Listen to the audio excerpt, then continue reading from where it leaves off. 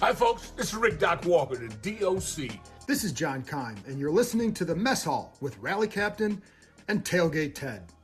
What's going on, Rally? I'm going to have to ask Kime and Doc to change that for me, man. It's going to have to be Fan of the Year, Rally Captain and Tailgate Ted. Hey, man, I am just overexcited and overjoyed to find that out yesterday. I had no clue, and it meant a lot. I almost started crying. Actually, Tuna said I did start crying, so a couple of tears were shed, I must say. And B. Mitch, he said, "I bet not see it. I bet not see it." it was too late. It was windy last night, so that's what it was. Yeah, it was kind of windy. I mean, Northwest is on a hill, so I get it, man. I mean, they just bad for you that it was at a night game, so you couldn't have sunglasses on and try and cover up. But man, it's those that don't know. Our rally captain is the Washington Commanders NFL Fan of the Year. And, dude, it's just – I know that you've been posting – like Tunis, everyone's been posting stuff, vote for Rally. This is something that you deserve, dude. It's – you talk about some of the behind the scenes on the podcast. A lot of people don't know, like, what it took for you to pick up the ball when the team fumbled doing those rallies, right? A lot of people have no idea. Let me tell you. So it's funny that you talk about that because I was talking to Hawk former Chris earlier today, and I said, he goes, "You started the rallies like in 2020, right?" And I said, "No, the first rally that I ever did was when we played against Jacksonville in 2018 at Miller's Ale House." I even remember the name because that was the team said, "Hey, we don't feel we have a huge fan base in Jacksonville, and because of it, we're not going to have a rally." And I said, "Well, I'm going to put something together because fans are coming." And so I honestly didn't really expect that many people, to be honest with you, Ted. We had over like 400 people at this rally at Miller's Ale House in Jacksonville. And I just was amazed at all those people that came out for this impromptu rally that I just put out. I want to say the game was Sunday, obviously. This was Saturday. I put this out. And I made a little video, and people just came out of nowhere. So that was actually the beginning of all of this in 2018. So what was on the back of your jersey back in 2018? Did it say Rally Captain, or what did it say? Rally Captain. It's always said Rally Captain. I think I have two RG3 jerseys. I have a Sean Taylor jersey. I have a McCoy jersey. Damn. Yeah. No wonder you don't buy them anymore. No, and a Rally Captain. And I said after that, every jersey from here on out will be Rally Captain, and I'll pay homage, to 21 or 89 or whatever have you. But for the most part, all my jerseys now will say Rally Captain, and so that's what it is. Except for this one, this one says Fan of the Year, then the number 25 for the year 2025. That's so awesome. I am so happy for you and proud, right? Just knowing that it's something that you deserve. And none of this is a slight or just knock on past Fan of the Years. We're friends with them. We know all of them. They are all great people. But out of people I know that were in the running, you, my friend, definitely deserved it, right? Shoot, you trademarked "Rep it hard or don't rep it at all." And I'll buy you a cerveza when we get to Spain, right? But it's just... Or sangria. I'm definitely down for some sangria. Heck yeah. We all see you at every game, home and away, right? I know everything you do to help people get to these games, home and away. I mean, how many people are you taking to Spain? Over 200, man. I mean, we've talked about the logistics and that behind the scenes when the, record button's off and we're not live, and just, man, I'm happy. I know I've said it multiple times now. I cannot wait to see what happens next. And for those of our listeners, we're going to need your help, right? Because next week, the NFL is going to start their NFL Fan of the Year. Not just the Commanders Fan of the Year, the NFL Fan of the Year. And this is where each NFL team's Fan of the Year is put into a vote up against all the other ones. So we need you guys to, lack of a better word, rally around Rally to start voting for him so he can win that award. I would greatly appreciate it, you guys. I have to tell you that I'm still awestruck in getting this award, because not only does it represent me, it represents all of you guys as well, because without you, there will be no me. And I always say that. And I thank everyone who voted for me. I will continue to say thank you to everybody that voted for me. And all I can tell you is I will do my best to represent you guys even more so than what I've done thus far. Oh, I got no doubt about that. But give us a little behind the scenes, right? Because I saw a picture on, I think it was on Instagram or maybe on X that you put up. How did they let you know? Like, what were you doing? Because I know you get to the game and obviously you stopped at the tailgate. And I think I was deep frying some chicken wings at that point, Yeah, and yeah. they hadn't told you then. So when did you find out? Well, so I got a phone call or a text that said, "Hey, we need you to be in the Legends area because we want to do an interview with you talking about the rallies that you put on." And I was like, "The rally? Okay." I said, "But I've done hundreds. I shouldn't say hundreds. I've done tens of interviews, hundreds of interviews. How about that? Hundreds of interviews." And so I just was like, "Okay, it's just another interview that I'm going to be talking about the upcoming rally, hypothetically, in Minnesota." And so um, I get up to where the Legends Plaza is, and that's where they do the command center. I'm I sorry, think the forgive command me. center. Yeah, command corners, the tailgate, and the red zone. Tailgate, Yeah. command center, correct. Command center is with B. Mitch, Brian, and Santana, and they were doing their show, and they said, "Okay, we want you to wait over here." And I was like, "All right, well, gee, this is going to be kind of like a stand up." I was expecting to be sitting down in there behind the desk where they always sit down at, Yeah. For the but pregame show. right, for the pregame. And they said, "Hey, by the way, Rally Captain, come on up here and so we can talk to you." And so I've got my mind thinking about the rallies and Minnesota and the time and all that type of stuff. And I couldn't really hear Brian, but he said, when you have a fan like you who you have fans that are fans obviously here for the day, you have fans that are monthly, and then you have actually fans of the year. And because of that, we want to give you this jersey. And so, but the fan of the year was turned the opposite way. So you just saw And so 25. 25, and I said, 25. I'm thinking, I really don't know any. I'm not Yeah, I'm really trying to think good. of who was 25 on our Right. roster. Exactly. And so I'm like, oh, they're gonna ask me a question about who 25 is. All this stuff is running through my mind. And then he says, "No, turn it around and look at it." And I turned around and look at it, and I was just floored, bro. I was. That's awesome, man. I'm bummed that I wasn't there to witness it in person. I'm guessing it was on the pregame telecast. So if people missed it, I think that's on YouTube. You can catch it. I'll see if I can Yeah. find a clip of it and share it. So 25 is Darnell Savage on our team, free safety. So glad it doesn't say Savage on the. Actually, that'd be pretty kind of badass to have Savage on the back of your jersey. Wouldn't that be something? But seeing that you got that, man. So did they put you on microphone at that point? Did you have to give a speech, or how did it go? Um, so the actual podcast or show that they were doing had a microphone to. It wasn't throughout the stadium, if you will. It was just in their little area. And so I said a couple words, and after I said my rep it hard or don't rep it at all, Brian dropped the mic and the show was over.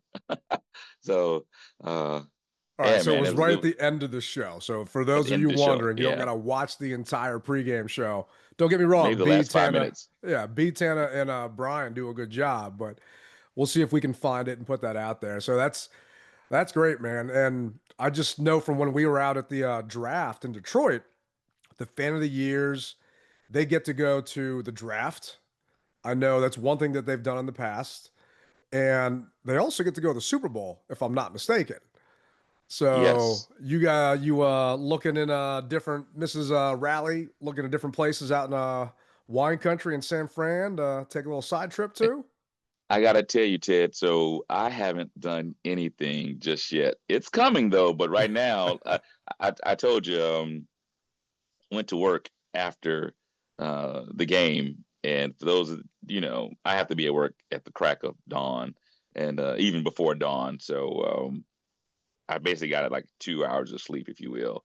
And I was just tired. I made it through work, and I came home and went to bed. And I told you it's 5:30 now, and normally we do our pod, 4, 3:30, whatever have you. I was like, dude, I've got to get some sleep, and I'll get back up at 5:30. So we'll go from there.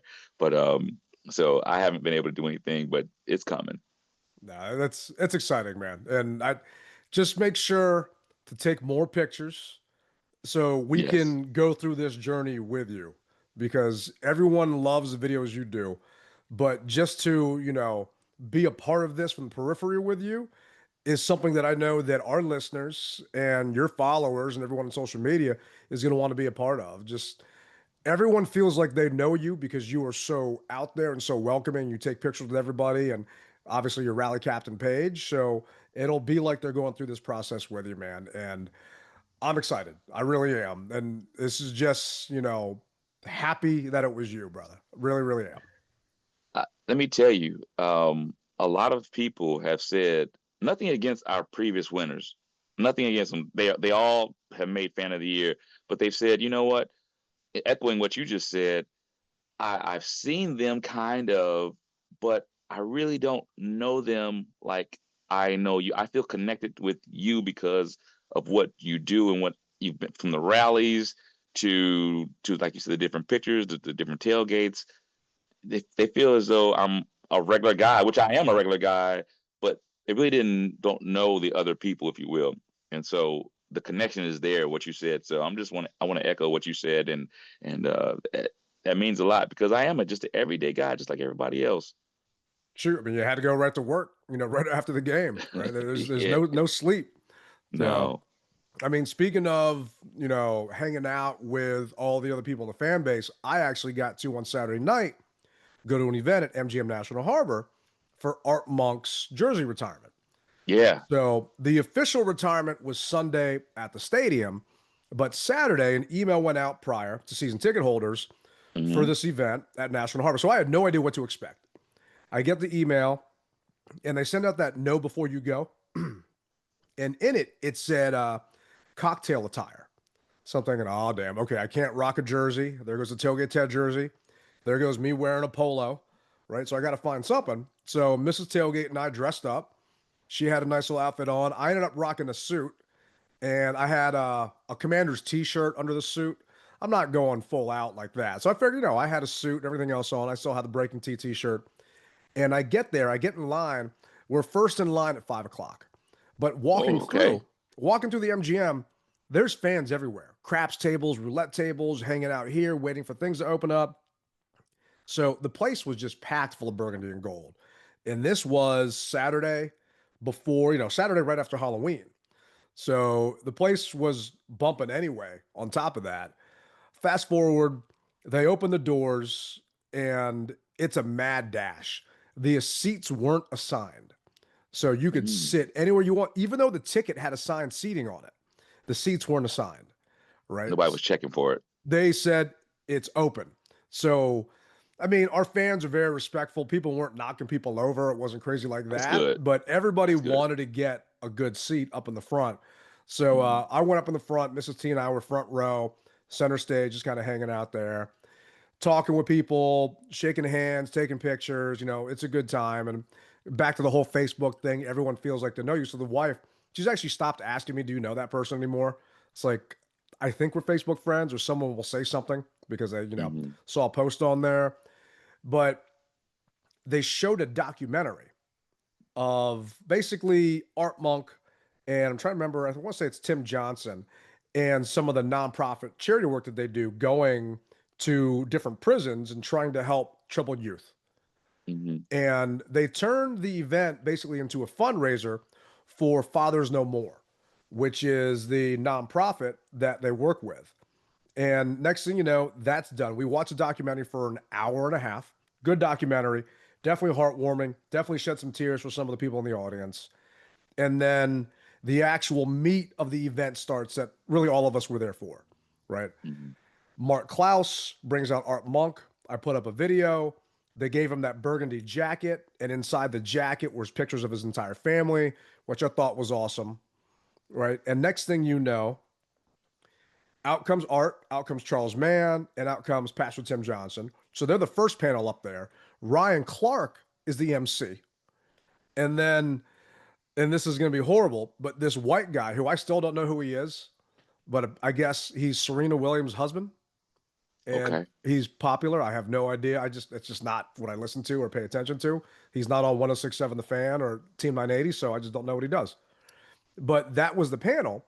So they were telling stories about Art, kind of going back and forth, joking. And then next thing you know, all of a sudden, Theismann walks out, right? Doug walks out. Mark Rippon walks out. So all of his quarterbacks that he won the Super Bowl with were out there on stage. And Nice. it was so awesome being a old school burgundy and gold fan to be able to be there and witness all of those guys coming back together again, man. And I tried to take as many videos as I could so I could, share it with everybody else that didn't get a chance to be there, because Saturday night, during season, it's tough for people to get out there. And also National Harbor is not the easiest to get to. And then next thing you know, after that, the posse came out. So it was Gary Clark and Ricky Sanders and Art. And Gary's obviously the boisterous personality, and everyone, kind of jokes. And I think Gary was kind of the bad boy in that group. And he actually gave the history of how the posse term came to be. They had a big poster up there, and it was a poster from, maybe 1980 something. And it was the posse. And then in the corner of the poster, there's actually two people dressed up as cowboys tied up with a rope. Right. I don't think you could get away with that nowadays, but it cracked me up that they put that up there. Wow, man, I hate that I couldn't make that. Obviously, once again, you don't know how the sausage is made, but I was at home working with SB events for Spain, so I couldn't make it. And you asked me, and I was like, nah, man, because I got the same RSVP that you did, but I had to turn it down and just couldn't do it. But I wish I would have been there now, because there's some things that you miss like this that are priceless that you'll never be able to get back. Yeah, Art doesn't travel a lot and doesn't come out and do a lot of stuff. And those that were at the game, I mean, his speech wasn't much of a speech, but it did come up multiple times, because the knock on Art was he just didn't talk to the media. But he explained, and his teammates explained multiple times, he didn't talk to the media because he wanted to focus on being the best player and the best teammate that he could possibly be. And I'm going to say he was that, right? Just throughout the night, the theme of it was how amazing a player Art was. And I think one person said it wasn't WWJD, like what would Jesus do? It was WWAD, like what would Art do? Right. And he was just the epitome of like the best teammate and Redskin that there was. And did you go to Canton in 08 when he and Daryl got in? I think I might have asked you this before. I did not. No, wait, I didn't. I went to Canton in maybe 2013, possibly 2014. Okay. Yeah. Was that when Grimm got in, or I don't remember when that one was. Okay. Regardless, I mean, it was so awesome being there, and it felt like that again. So fast forward to the event at the game, right? And they're honoring Art, and they gave out these light up wristbands similar to the wristbands that we all got for the Bears game, which I think, did you get one or you missed that? Because that's when you got there late. I missed it. Yeah, I got there late. So you got the wristband this time. And I sure did. So what'd you think of the light show? Because you missed a light show last time ahead of time. I thought it was awesome how it's like when you order a food item to go, or you're waiting for your table to be ready, and they have that electronic timer or signal on there that allows them certain parts of the show to blink either red, gold, or even white, if you will. And I looked at my wrist, and it kind of shocked me for a second, because, like you said, I hadn't witnessed that before. And when we were in Kansas City, they had, but obviously the Kansas City fans had them on their wrist. But and I was just shocked that, well, okay. And then to see it blink amongst all the other people's, it was just a great feeling, man. It just goes back to the investment ownership has made into our fan experience, right? Yeah. Control what you can control. You have no control over how the players can perform on the field. So I'm not even talking about that. But the pregame experience, right? It was awesome. They're leaning in hardcore, this whole Commanders thing, right? Josh Harris talked about how the rebrand of Commanders. They're rebranding it. Basically, sorry, the relaunch of Commanders started when Darryl was out there with that spear for the Bears game. And they're just going to kind of keep going with it. So I haven't been in the stadium that early to watch that video of the guy walking out with the hood and the spear and this and that, and the guys coming out the locker room. Our tailgate wrapped up. We finished up, I don't want to say earlier, but we had a lot of people there so we could clean up early. So I got in at 8 o'clock, which is unheard of for me to get in with 20 minutes to spare. So to get to watch and experience that entire thing, man, it felt Games of Thrones to me, which maybe that's what they're going for. But it felt like we actually had a real team, right? Not just this high school podunk thing that the past guys were charging us an arm and a leg for. And then next thing you know, all we get is maybe they'll call people's names when they come out on the field. Well, one thing that I definitely will continue to say is you can tell that they upgraded the sound system. I mean, they have really put in work, and the video boards, that stuff's crystal clear, man. And I love that you can actually hear now what's going on. The retro graphics that they did, because it was a Super Bowl era night, it reminded me of kind of watching a game with my pops back in the day, kind of like the little grainy, like video game type graphics that they were doing. Remember when we were in Atlanta? I want to say it was 3 years ago. They had that throwback night, and all their graphics were kind of like that, to the point of their mascot would dress up as different stuff from like back in the 80s. I mean, I appreciate them doing everything they possibly could to make the in-game experience fun, short of, what was going on the field. But for you, before we get to that, how was it walking around the tailgate lots? Because I know some people were kind of down about Kansas City, right? I didn't get the temperature of the fan base heading into the game. I mean, what was it like when you got to the red zone? Oh, man. It was very lively. People were upbeat. They said they understand that, hey, Kansas City's Kansas City. They're a powerhouse. We limped into Kansas City, basically. And it's kind of like, okay, yeah, we hate that we lost, but we've moved on. And it's a new day. Fight for another day, new day. And so the vibe was great. Everyone, it was almost like as if Kansas City never even happened. And what they were focused on was the Seahawks. Yeah, it's honestly, that's what it felt at my tailgate, right? And I did make a little speech just because I do that at our tailgate. Thanking everybody. We're changing the charity. We're pausing the charity that we were sponsoring before, right? Okay. With everything going on right now, we're supporting the Capital Area Food Bank until the government shutdown's done. This isn't to get political. Don't care which way you go, left, right, blue, green, whatever. But we got neighbors that need help. So our tailgate is now helping out with that. And we've raised, I want to say it's close to $2,000 for the food bank, right? So just the vibe out there, just kind of talking to everybody about it. We were running high, man. And I picked us to win this game up against Seattle, knowing what we were going up against, knowing that they had a damn good defense, because I just thought that our guys would have played better than they actually did. And all of a sudden, right, just to go down, 24-0 or however many it was, 21-0, and then 28-0. And I said, man, if we were playing Madden, and I don't know if you play Madden or not, but if you play Madden and you're playing against an opponent, once you get to 21-0 before halftime, you got to give the game up. You got to get your paddles up for another player to come on board if you're playing against somebody that's in front of you. And 21-0 in Madden before halftime is a skunk. You got to get those paddles up. And I said, oh, man, here we go, guys. God dang it. Just the things that we were doing just didn't make sense. And it reminded me, and I hate to say this, and this will be the only time I use this reference, it reminded us that we were under the previous regime, man. It just seemed that way. It felt that way.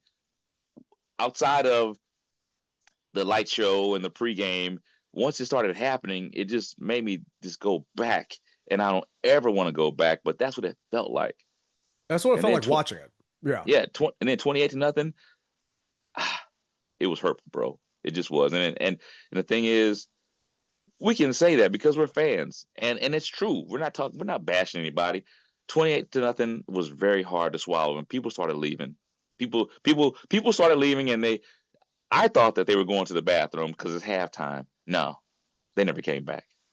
So I'm sitting there. I'm always yelling, screaming, losing my voice.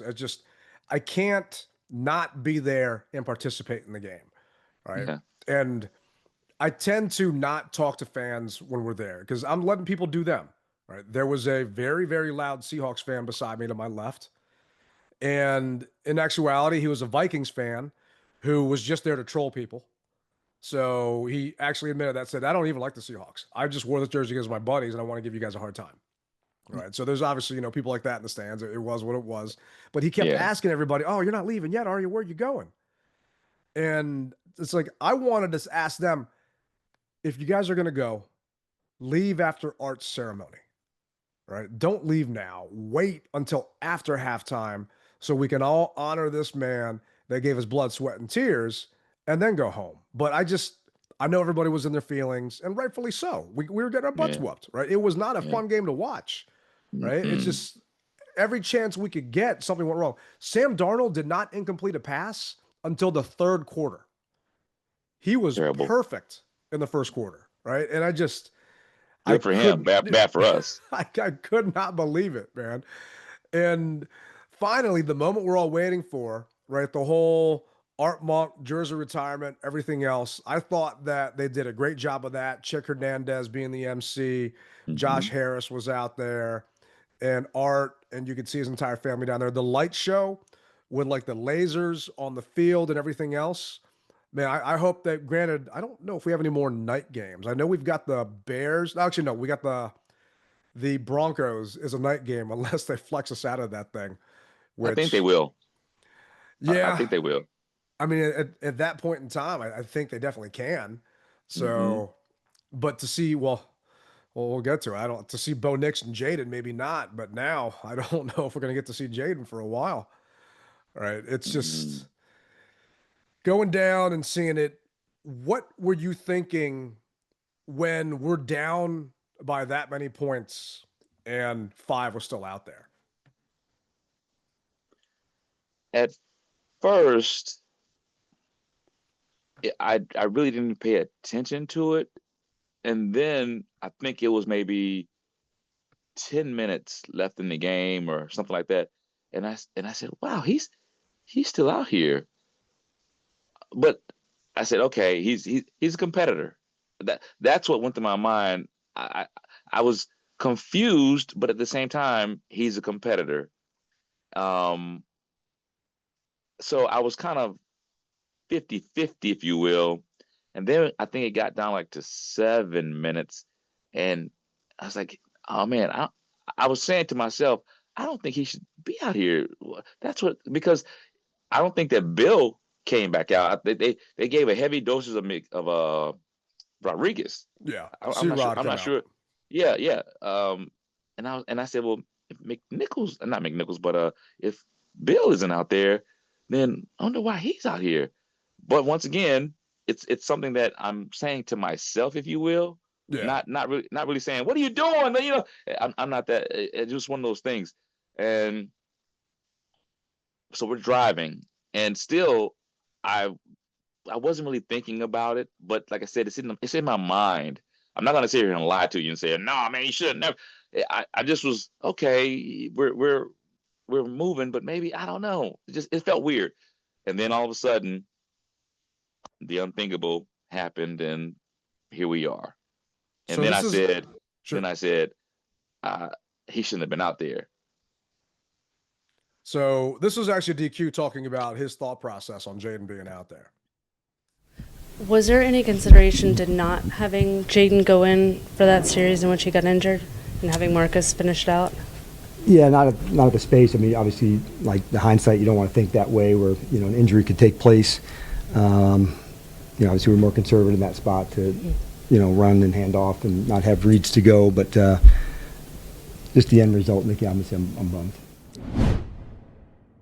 So that was post game, right? And you had a ton of people yelling and screaming. Me personally, I was fine, and I'm still fine with Jayden being out there, right? So I am watching them drive down the field towards your end zone. The game's out of reach at this point, right? Nothing is going to happen. We're not going to come back, right? I was trying to remember the last time we came back from a deficit, and I want to say it was 24 points against the Bucks. You like that game with Kirk Cousins. Kirk Cousins, yeah. Right. So I'm thinking, okay, in the beginning of the third, I'm thinking, okay, we stopped them because they got the ball at kickoff. Like, first, we did what you wanted to do before, where we took the ball, right? We started off with the ball. The freaking first play of the game, Luke McCaffrey, broken collarbone, right? If that wasn't foreshadowing for how the hell the night was going to go, I mean, there ain't much else it is. But they got the ball at the half. We stopped them. Our defense actually held them on 3rd and 1. It's like, you got to be kidding me. And I think that play might have been the play that Lattimore broke up right there. And I think he got hurt after that play. So next thing you know, we still got a chance at this. Fast forward, obviously, we didn't have a chance, right? There were way too many penalties, right? I mean, I don't know why Zach Ertz kept jumping off sides, right? Did he have to go to the bathroom? And you know how you got to go to the bathroom sometimes, you're jumping up and down. Like, what was going on? It made no sense to me. The guy is a freaking vet and a half. And it boggles. We just kept shooting ourselves in the foot. And you could tell after a while, this ain't going to happen. But the one thing that was apparent to me was, at the first quarter, Jayden had to be Superman. Nobody was getting open. The offense looked horrible. I mean, from your vantage point, because you see that end zone view and everything develop, what did it look like to you? Open, close. Open, close. That's what it looked like. It looked like hike. Oh, I don't have anything to do. And obviously, there are plays when you can see him trying to throw the ball away, and it gets intercepted. And I said, oh, my God, is this how this night's really going to go? And that's how it went. Anytime that you cannot throw the ball down the field, you're going to be in trouble. And as I said on my Facebook Live, you know, if Terry McLaurin is the only guy that we can throw the ball down the field to, and he's not there, we're going to be in trouble every week. And I got to tell you, I'm kind of upset they didn't put Chosen in. Chosen to me was a guy who showed me something against Dallas. Albeit we didn't win, obviously, but he showed me something. We tried to throw the ball down the field with him. I said, even if nobody's open, you got to throw the ball down the field. And it didn't happen. And as soon as they had pressure on this dude, like it wasn't anything nice. And then I said to myself, all right, well, why are they getting this pressure on him? Are their defensive players that good, or are offensive players that bad? You know, because everybody wants to talk about what happened last year, and we've come to the conclusion, or the deduction, if you will, that 5 masked a lot of stuff. He masked a lot of inefficiencies, if you will, that we had, just like another quarterback did. We're not going to talk about that, but we're starting to see now that maybe our guys need to be bigger. Maybe our guys need to be stronger. Maybe our guys need to, I don't know. And I've never played the position, so I don't even want to try to have one of those guys come back to me and say, man, you ain't played, so you don't know what you're talking about. So I don't. But you've watched enough football, right? Yes. I mean, you've been to enough games. Yeah, and that's what it looks like. It looks like our guys aren't strong enough to hold their blocks, to keep their blocks. Maybe the agility, maybe not there. That's what it looks like. And maybe it's technique. There's so much that goes into it that, yes, I've watched a lot of football, but unless you've played it to know proper hand placement and all that type of stuff, one thing that we do know is this: if you're holding, that means you didn't move your feet. My coach always did tell me that. If you're holding, that means you're not moving your feet and you're out of position.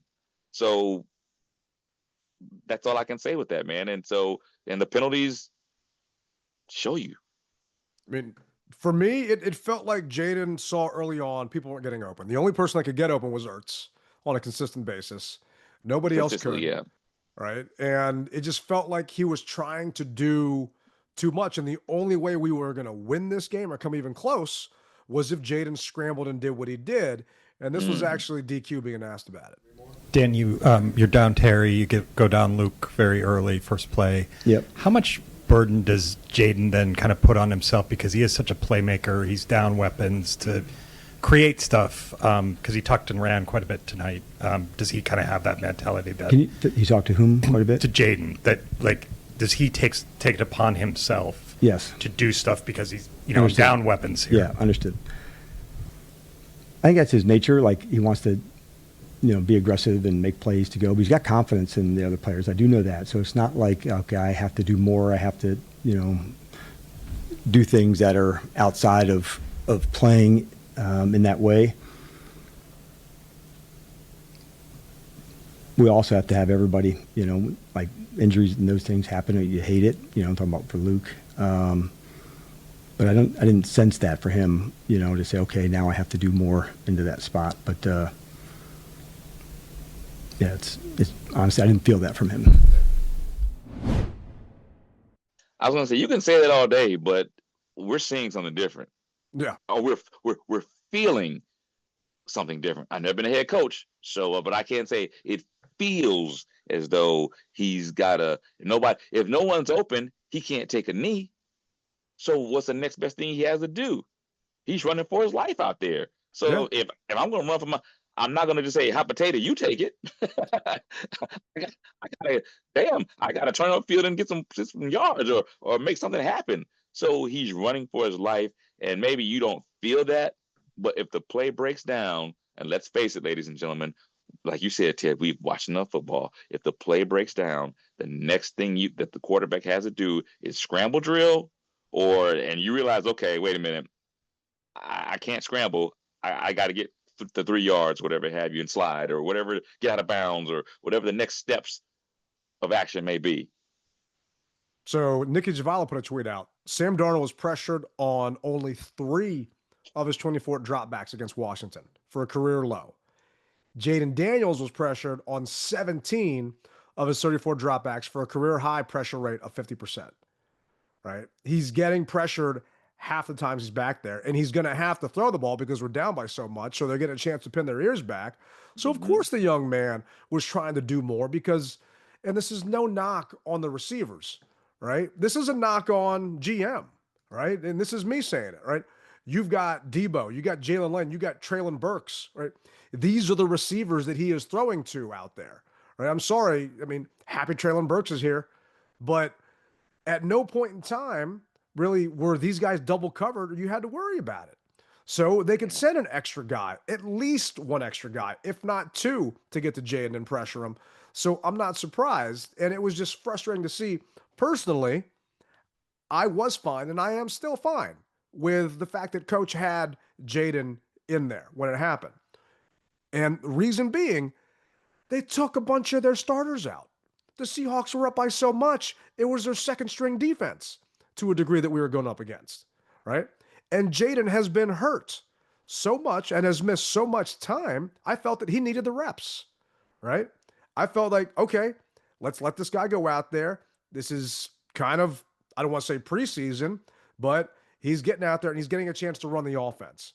The Seahawks are obviously playing a different defense than the one they were playing earlier. What I didn't account for was Jayden being Jayden.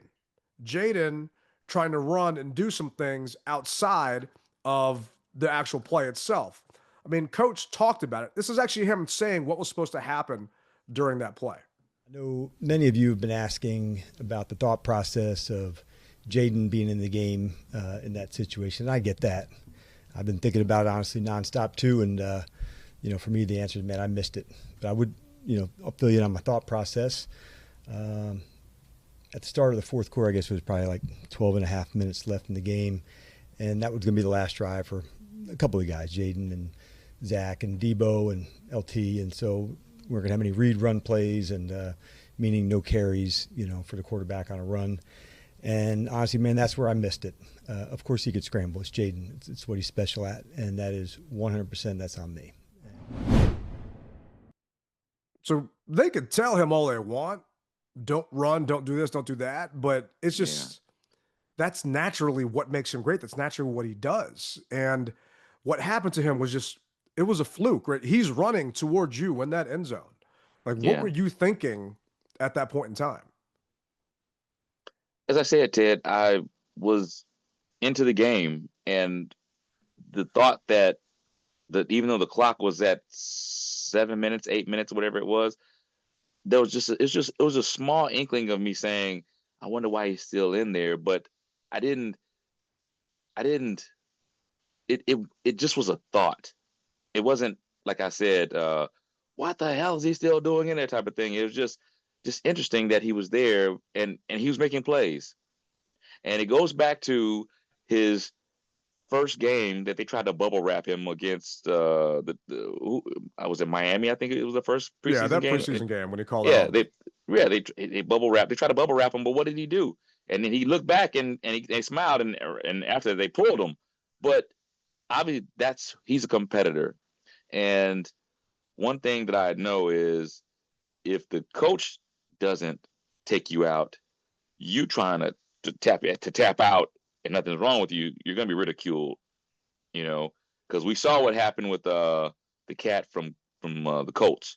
I don't even think he's on the team anymore. Maybe he is, but he's like third string backup or something. So Jayden didn't want to do that. He wanted to stay in there, and we understand that he's a competitor. He really is, and he wanted to make something happen. And obviously, as the coach said, it was a no-run scheme for him, but the play broke down, and he's just doing what he's doing. He's scooting and booting, as they call it, and trying to go down and rolling. We know what happened, and so the rest is history. So I went back and watched the play. I didn't want to look on social media, and people were sharing the clip and the injury and everything else. I'm in the stands, and I'm actually hearing it on the radio feed, and Logan Paulson made like this noise, and I think he might have said, "Oh my God," at that point. And all I could see was Jayden going down, and immediately guys on our team taking a knee, and other guys that were away from the play taking a knee. So I'm thinking, what just happened, right? And I guess people started pausing it on their DVRs and putting it on social media. And at this point, I still haven't even seen it. I don't want to see it. All I heard was his elbow was backwards. Right? Yes. And next thing I know, they're bringing out a cart. So the cart's coming from the tunnel that's on my side of the field. It's like, a cart for an elbow? Seems kind of weird for a cart for an elbow, but the entire crowd just gasps and just like, you've got to be kidding me. The guy behind me is yelling and screaming, you never should have had him in there. And I get it. And those fans that disagree with me and say he shouldn't have been in there, I get it. David Aldridge actually had a tweet out. Let me see if I can find it real quick. I mean, DA said something that from his perspective, and I understand why people think this.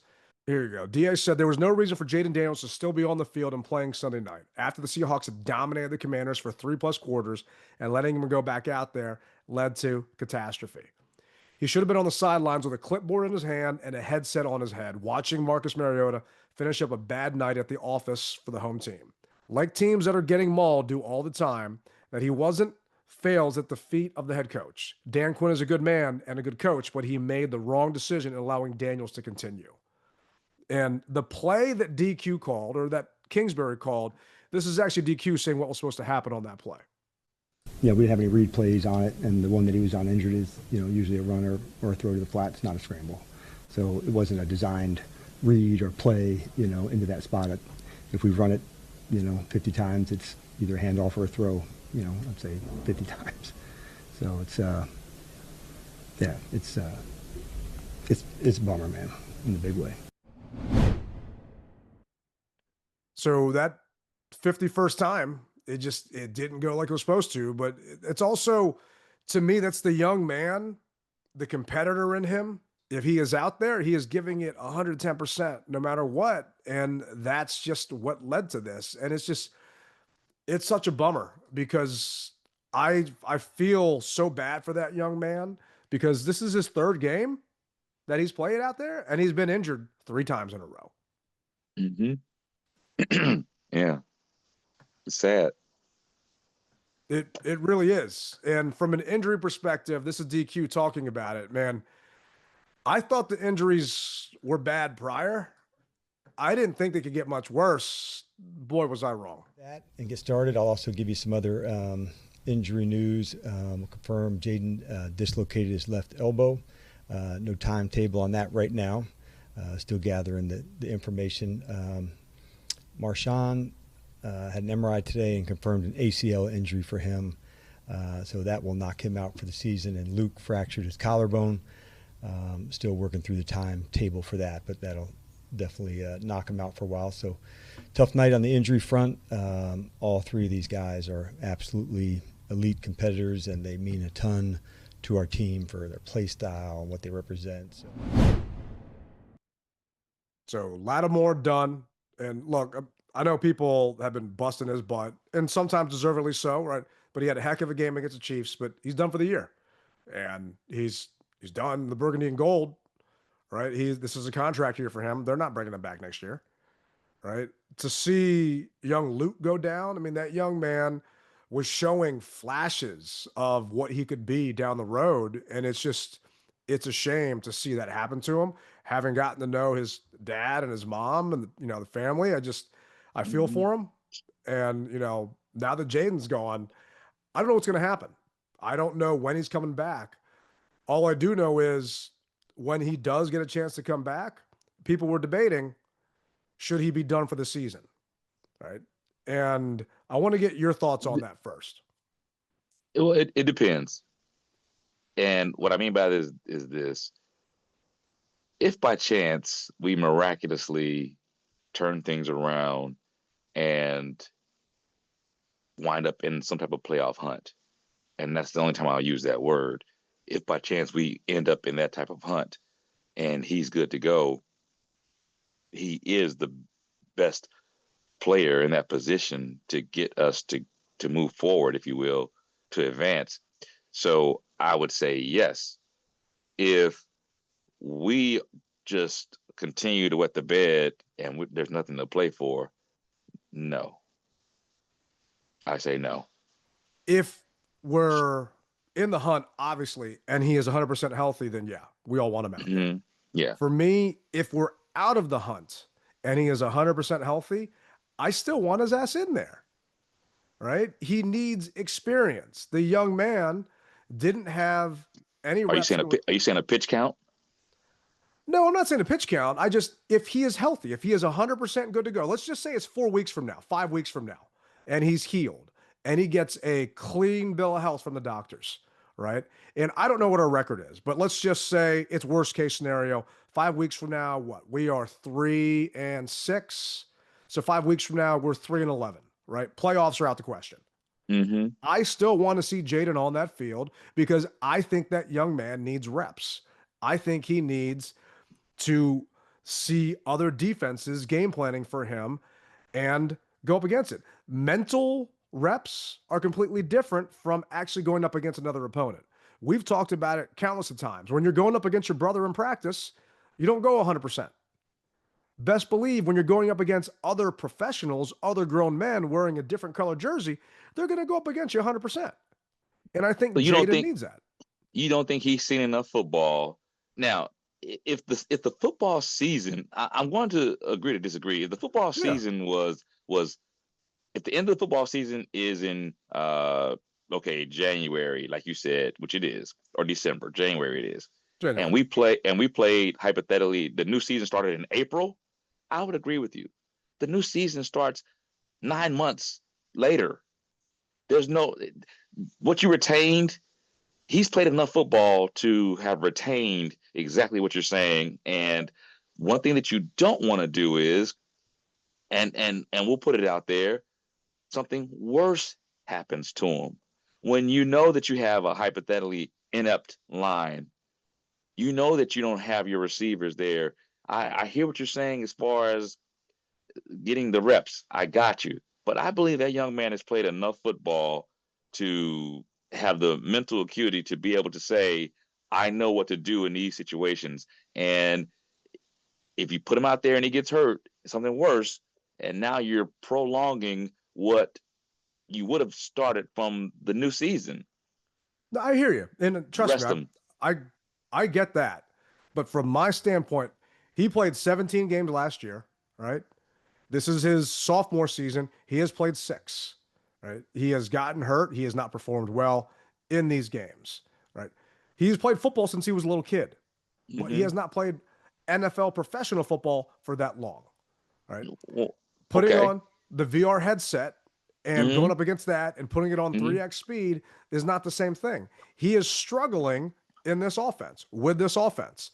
The offensive line has not had a ton of injuries. The offensive line is still going to be the offensive line he's going to have later on. Now, if Laramie Tunsil's out and Biotis is out and Connerly is out, then okay, that's a different story. But if our offensive line is healthy, I want Jayden out there to play and actually get some game experience, right?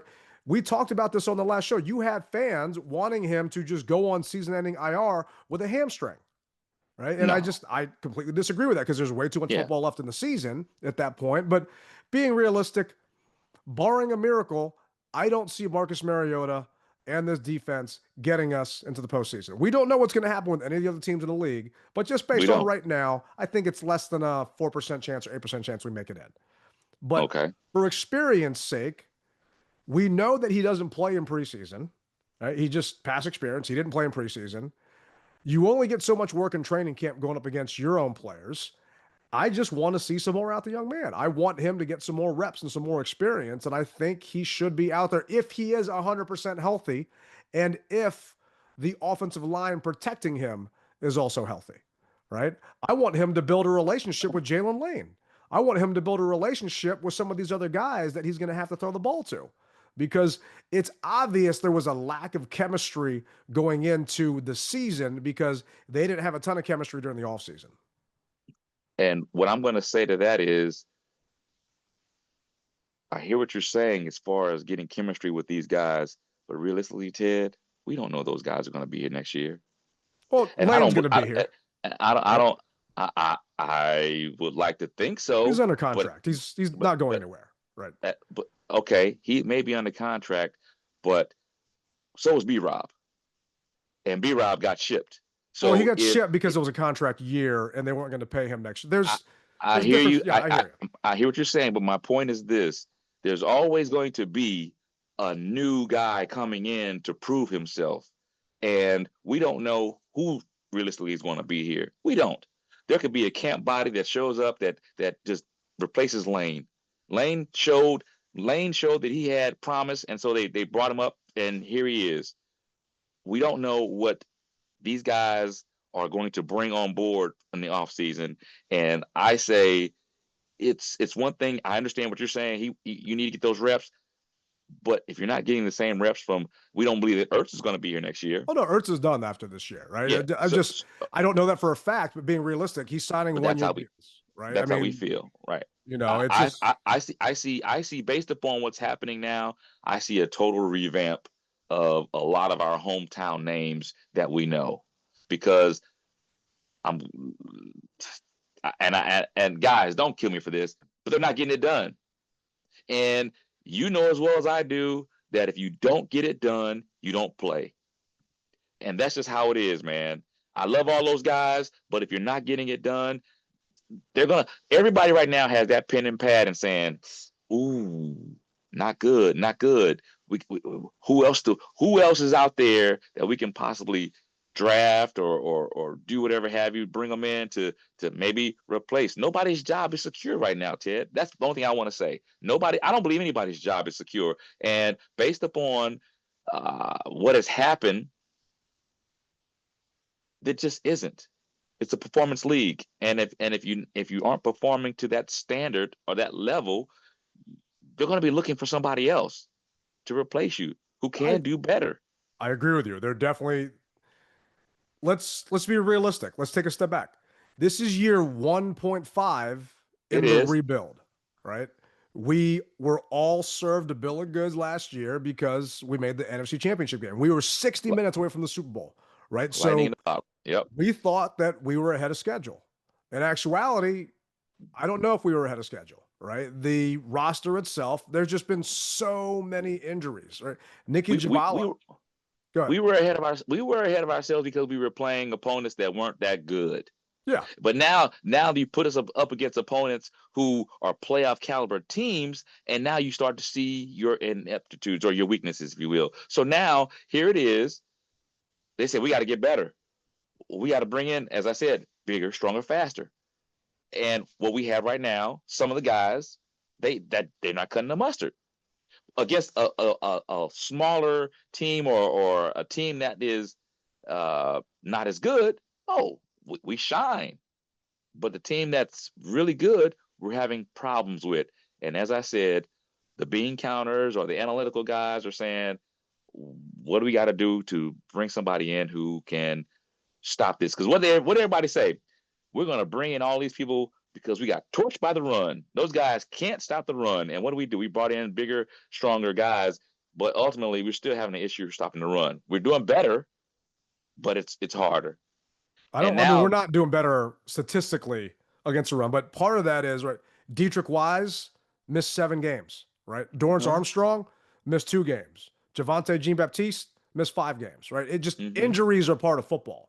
Right. We have actually had 17 players who suffered injuries that have or will cost them serious time. 13 of these guys were starters, right? So people have missed a total of 59 games and counting. 59 games and counting. Right. And that's partly because the depth that we have on this team isn't what the depth you would have on another team. The Lions last year, they were banged up. They still managed to kick ass. The 49ers, they were banged up. They still managed to kick ass because they had depth. The problem is we don't have depth. Peters overhauled the roster. 2/3 of the roster was brand new last year. So now we've got a bunch of guys that are new or are old year rentals, right? Bobby Wagner, probably done after this year. Should be done after this year, maybe, right? And you've got draft picks that have not panned out yet, right? You're seeing flashes from a Luke McCaffrey, but you're not seeing anything from a Ben Sennett, right? And there are just other guys. Brandon Coleman, we talked about it, was a starter last year. This year, sitting on the bench riding a pine, right? So I think right now, there's some of that just shine on Adam Peters is starting to wear off a little bit because of the way he's constructed this roster.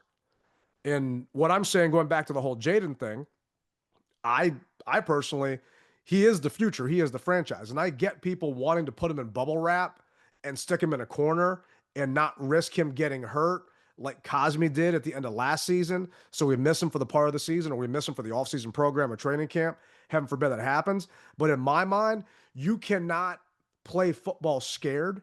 You cannot be a scared fan because you're worried that this guy is Mr. Glass and he's going to break, right? You just have to go out there. If the doctors and the training staff give him a 100% clean bill of health, you have to just go out there and think that this young man is going to do what he needs to do to protect himself and take care of himself. And when he came back from that first injury this year, what we saw him do was protect himself and take care of himself. We saw him take knees. We saw him slide and get down and not take those stupid hits.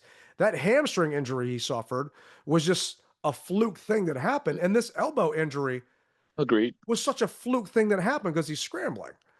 So, and there's points and arguments for both sides. Should he play? Should he not play if he gets a chance to come back?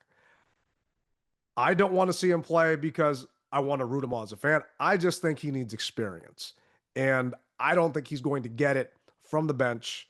I just hope that it's truly not that long. Good news is it's not broken, right? They did some x-rays. Right. It's good. Other good news is it's his left arm. He doesn't throw with his left arm. Not the throwing arm. Yeah. Right? So other than taking a snap or catching a snap at that point, he's not really using that arm a ton. So, I mean, I want to say it's maybe the best ligament injury, best limb injury we could have had with the guy. So I'm just praying that it's a speedy recovery. Don't know how bad or how long it's going to be. DQ said it's going to be a couple of weeks. I doubt he goes to Spain. Right? I doubt he makes that trip out there. I'm not too sure. Well, maybe because it's his arm, it's okay, and they'll let him fly out with the team. What do you think? I expect to see him in Spain. I mean, how often does a young man get to go to Spain and be a part of the team?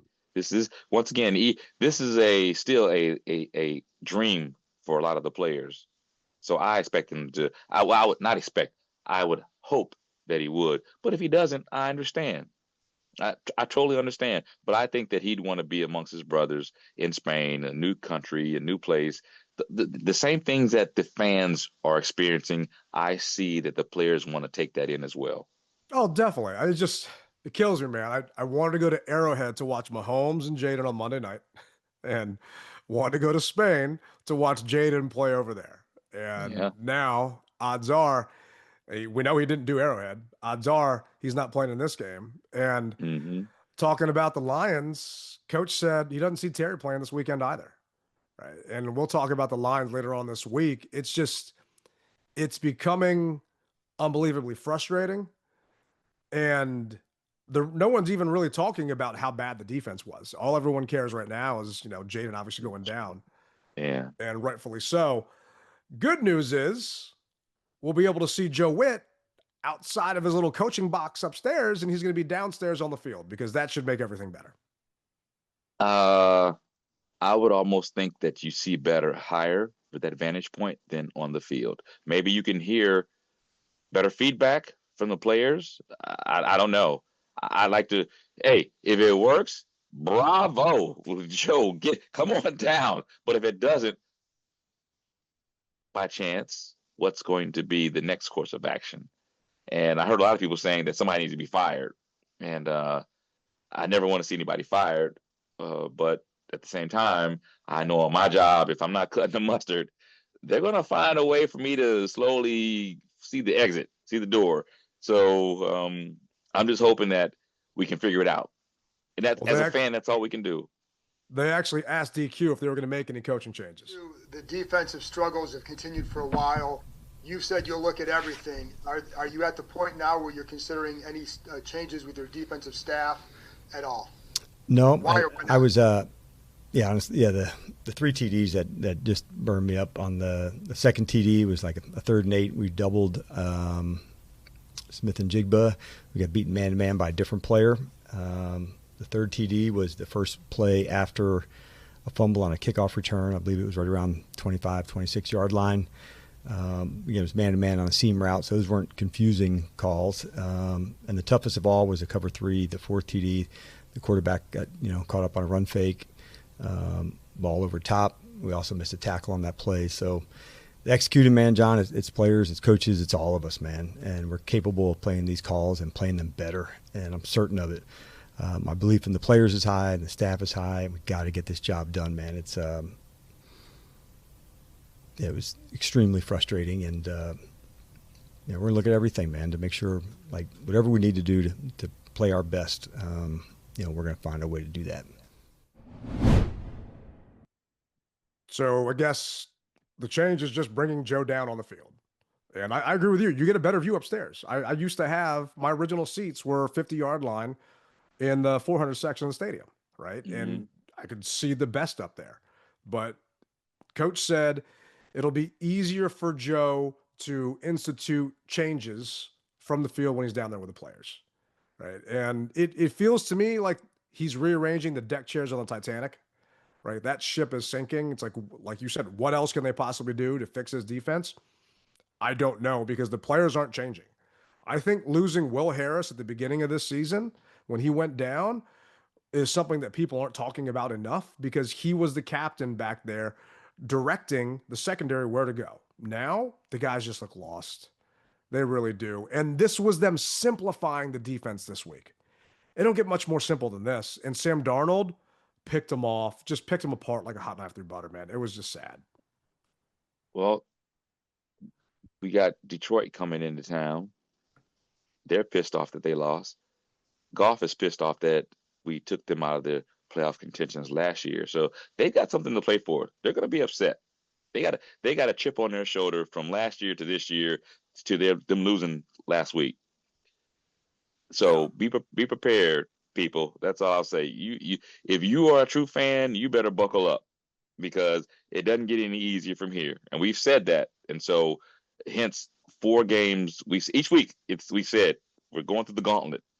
So this is another game. in that gauntlet. So you better bring your Band-Aids, because this is going to be something that's going to be cut up, possibly, unless they do some changes and change player personnel. But just be prepared that it's going to be a hard fight. Oh, it definitely is. I mean, I hate to say it, it's gotten to the point of the season where I'm looking forward to the tailgate at this point more than the actual game itself. And for the longest time, that's all we had, right, as fans. And that's been my argument with ownership about the new stadium. Tailgating is all that we had for 20 plus years to actually care about, because the product on the field and the product in the stadium was so piss poor. Well, now the product in the stadium is not piss poor. The product on the field, hate to say it, it is right now. So tailgating is what we're all looking forward to. And I can't wait to get out there this weekend to see you guys and spend some time with the fans out there and have another fun tailgate. We'll talk about that later on this week. But right now, man, I think each and every one of those players on that team needs to look in a mirror and just think about the performance they put on that field on a night where we are honoring one of the greatest Washington players to ever wear burgundy and gold. And it was a sad sight, man. And I hope that they just take it to heart on how embarrassing that was to watch and how embarrassing it is for the fan base. And that's me saying that, because I'm never leaving before that clock goes 000. But No. damn, I wanted to. So did I. But the captain does what? Goes down with the ship. And I will not leave until it's, like you said, 000. So, well, hey, man, on a brighter note, I get to see you in a couple more days to do this all over again, and see the fans to do it all over again. And who knows? The outcome could be different. We're hoping that it is. I hear the music playing in the background. Let you know we're bringing another episode to a close. We thank you guys for riding with us. We really do. Remember, you rep it hard, or you don't rep it at all. Rally Captain Tailgate Ted. We will see you guys in a few. Keep your heads up, folks.